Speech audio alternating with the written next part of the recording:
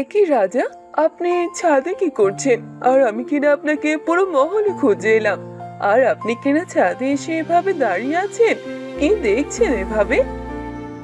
এই চন্দ্রদুর্গের জমিদার বাড়ির ছাদে এলে চারদিকটা খুব ভালোভাবে দেখা যায়, তাই তো আমি ছাদে এলাম সবকিছু দেখার জন্য। আর দেখো, এই ছাদ থেকে সবার বাড়ি ঘর কি করছে না করছে সব দেখা যাচ্ছে। এতে করে তো আমার ভালোই হলো, তাই না বলো? সবকিছুই দেখতে পাচ্ছি। হ্যাঁ, তা তো আপনি ঠিকই বলেছেন। তবে আপনার সাথে একটু কথা ছিল, তাই আপনাকে এত খুঁজছিলাম। বলছিলাম কি, আমাদের রাজকুমারী তো দিন দিন বড় হচ্ছে, তাকে তো এবার পড়াশোনা করাতে হবে। আমি বলি কি, আপনি বরং এবার রাজকুমারীকে একটি বিদ্যালয়ে ভর্তি করে দিন। হ্যাঁ রানী, তুমি ঠিক কথাই বলেছো।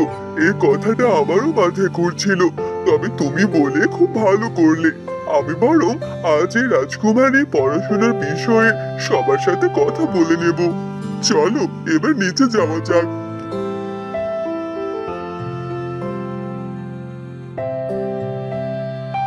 এ কথা বলে রাজা আর রানী ছাদ থেকে নিচে নেমে এলো আর দেখতে পেল রাজকুমারী জমিদার বাড়ির সামনের বাগানে ফুল প্রজাপতি এদের সাথে খেলা করছে।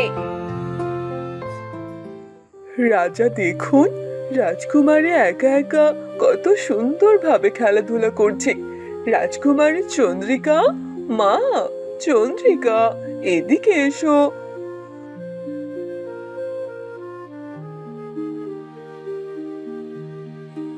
জি মাতা, বলুন, আমাকে ডাকছিলেন?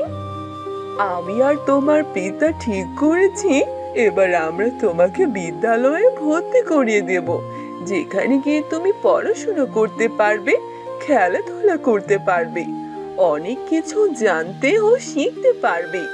তুমি কি সেখানে যেতে চাও? জি মাতা, অবশ্যই। আমি পড়াশোনা করতে চাই, অনেক কিছু জানতে ও শিখতে চাই। তাহলে আমি কবে থেকে বিদ্যালয়ে যেতে পারবো? যত তাড়াতাড়ি যেতে পারবো ততই আমার জন্য ভালো হবে। হ্যাঁ মা রাজকুমারী, আমি তোমাকেই কালকে বিদ্যালয়ে ভর্তি করে দিয়ে আসবো। আমরা চাই তুমি মন দিয়ে ভালোভাবে পড়াশোনা করো আর ভালো কিছু অর্জন করো। যাও, এবার তুমি খেলা করতে পারো। রাজা আর রানীর কথা শুনে রাজকুমারী ভীষণ খুশি হয়ে যায়। এরপর রাজা আর রানী সেখান থেকে চলে যায়।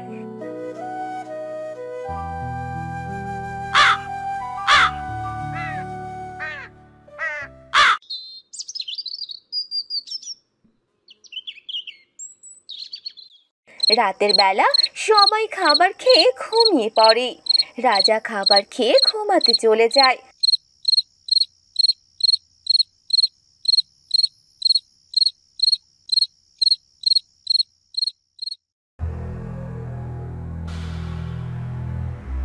পিতা, পিতা, আমাকে বাঁচান, বাঁচান পিতা, পিতা আমাকে বাঁচান।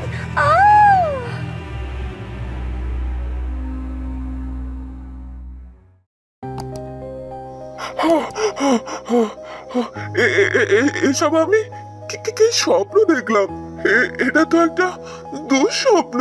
না না না, না না, এটা যে ভালো নয়।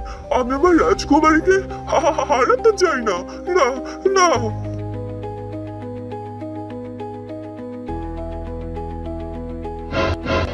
একে রাজা, কি হলো কি আপনার? আপনি এভাবে চেঁচাচ্ছেন কেন? আপনি কি কোনো দুঃস্বপ্ন দেখেছেন? শান্ত হন, শান্ত হন আপনি। হ্যাঁ রানী, হ্যাঁ, খুব বাজে একটা দুঃস্বপ্ন দেখলাম। আমার এই দুঃস্বপ্ন যেন দুঃস্বপ্ন থেকে যায়, কখনো যেন বাস্তবে পরিণত না হয় রানী। আমি যা স্বপ্ন দেখেছি সেটা সেটা যেন কখনোই পূর্ণ না হয়, নয়তো নয়তো ভালো হবে না। রাজা, আপনি এত ভাববেন না তো, কিছু হবে না। আপনি কোনো চিন্তা করবেন না, সব দুশ্চিন্তা বাদ দিন।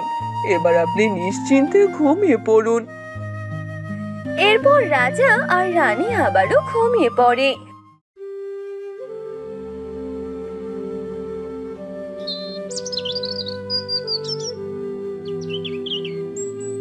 পরদিন সকালে রাজকুমারী চন্দ্রিকা খুশি মনে রাজার কাছে আসে আর রাজাকে বলে, পিতা দেখুন, আমি একদম তৈরি হয়ে এসেছি। আপনি কাল বলেছিলেন না আমাকে বিদ্যালয়ে ভর্তি করিয়ে দেবেন। আমি বিদ্যালয়ে যেতে চাই। চলুন পিতা, আমাকে বিদ্যালয়ে নিয়ে যান। আমি যে পড়াশোনা করতে চাই। আমি পড়াশোনা শিখে অনেক কিছু আবিষ্কার করতে চাই, অনেক জ্ঞান অর্জন করতে চাই পিতা। রাজকুমারী চন্দ্রিকার কথা শুনে তার পিতা তার দুঃস্বপ্নের কথা ভাবতে থাকে। এসব ভেবে রাজা খুব চিন্তায় পড়ে যায়।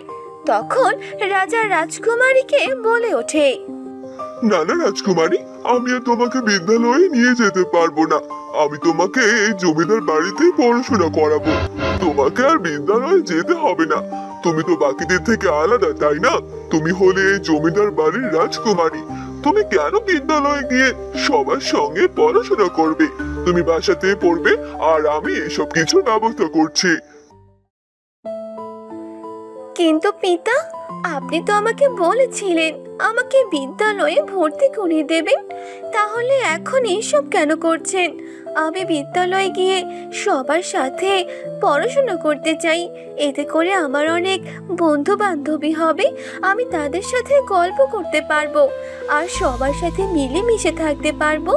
এটা তো আমার জন্য অনেক ভালো হবে।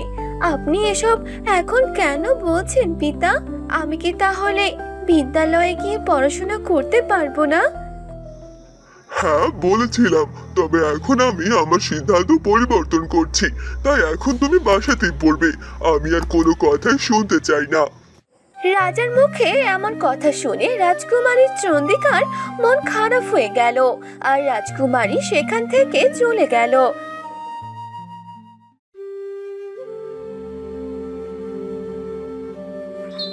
একদিন সকালবেলা রাজকুমারী বাহিরে যাওয়ার জন্য অনেক জেদ করে, যার কারণে রাজা রাজকুমারীকে বাহিরে পাঠিয়ে দেয় আর সঙ্গে করে দুজন প্রহরীকেও পাঠিয়ে দেয় এবং তারা রাজ্যের রাস্তা দিয়ে যেতে শুরু করে।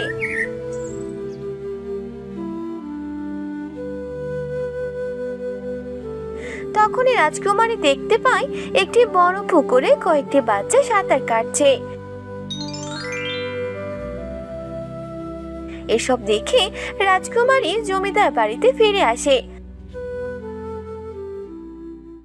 আর তখন রাজাকে বলে, পিতা, আপনাকে কিছু কথা বলার ছিল। আপনি কি আমার কথাগুলো শুনবেন? জি মা, বলো। তুমি যা বলবে আমি তো তাই শুনবো। তুমি হলে আমার একটি মাত্র রাজকুমারী। তোমার কথা কি আমি ফেলতে পারি? বলো বলো তো, কি বলতে চাও তুমি?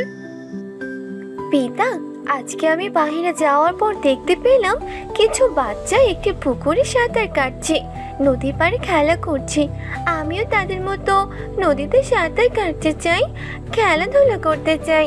তাদেরকে ওভাবে আনন্দ করতে দেখে আমার যে খুব ইচ্ছা করছে ওভাবে আনন্দ করতে। কিন্তু মা, নদীর পানিতে তো অনেক ময়লা থাকে, অনেক জীবাণু থাকে, যা তোমার শরীরের জন্য ক্ষতিকর। নদীতে নামা জন্য ঠিক হবে না। না পিতা, আমি আপনার কোনো কথাই শুনতে চাই না। আমি ওদের সাথে নদীতে নেমে খেলা করতে চাই, ওদের সাথে সাঁতার কাটতে চাই। দয়া করে আপনি না বলবেন না, আমাকে ওখানে যেতে দিন। আমার খুব ইচ্ছা করছে। ঠিক আছে, তোমার এই প্রস্তাবে আমি রাজি।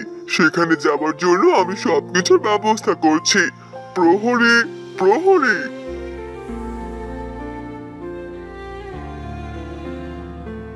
জি রাজা মশাই, বলুন, ডাকছিলেন কেন? রাজকুমারীকে সেখানে নিয়ে যাও যেখানে রাজকুমারী অনেকগুলো বাচ্চাকে একসাথে সাঁতার কাটতে দেখেছে, আর সঙ্গে করে দাসীকেও নিয়ে যেও। দাসী রাজকুমারীকে সাঁতার শেখাতে সাহায্য করবে। রাজকুমারী তো সাঁতার জানে না, আর আমি কোনো ঝুঁকি নিতে চাচ্ছি না। আমার রাজকুমারের দায়িত্ব তোমাদের ভালোভাবে নিতে হবে। জি আজ্ঞা রাজা মশাই, আপনার হুকুম যথা নিয়মে পালন করব। চলুন রাজকুমারী। এরপর প্রহরী, দাসী আর তারা সবাই মিলে রাজকুমারীকে নিয়ে সেই নদীতে চলে যায় বাচ্চারা নদীতে নেমে সাঁতার কাটছে ও খেলাধুলা করছে। তাদের খেলা দেখে রাজকুমারী নদীতে নামে।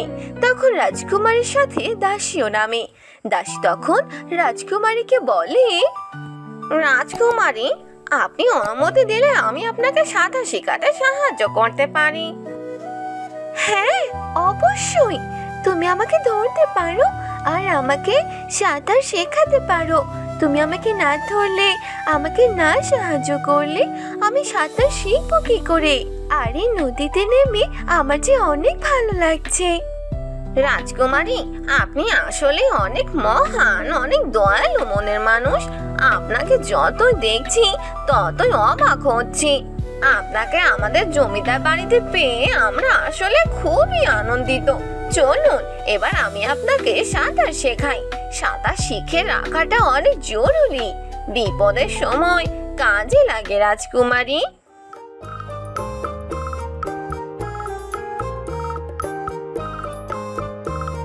এরপর রাজকুমারী অনেকক্ষণ নদীর পানিতে সাঁতার শেখার পর তারা আবার জমিদার বাড়িতে ফিরে এলো। আর সেই নদীর পানিতে অনেকক্ষণ থাকার কারণে রাজকুমারী অসুস্থ হয়ে পড়ল।